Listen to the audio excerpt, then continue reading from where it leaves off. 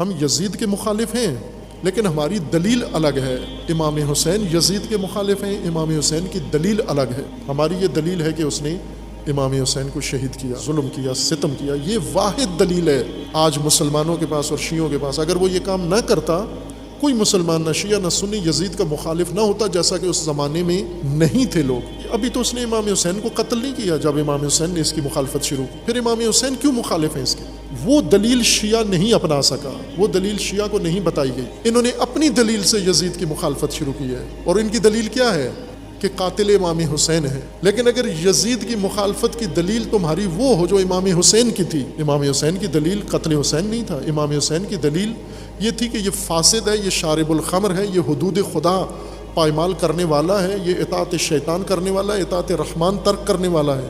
اگر یہ دلیلیں تھیں امام حسین کی، تو یہ دلیلیں جس میں پائی جاتی ہیں وہ یزید ہے. تو آپ کو پھر اسی کا دشمن ہونا چاہیے. اگر امام حسین کے پیروکار ہو تو ہر یزید کے تمہیں دشمن ہونا چاہیے، نہ صرف ایک یزید کا جو قاتل امام حسین ہے. چونکہ امام حسین جس یزید کے دشمن بنے اس وقت تک وہ قاتل نہیں تھا. یہی فرق ہے ہم میں اور امام حسین. اس لیے ایک یزید برا لگتا ہے، باقی قبیلہ یزیدوں کا سارا اچھا لگتا ہے ہمیں.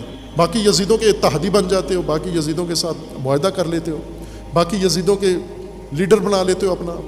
کیا فرق ہے اس یزید میں اور اس یزید میں؟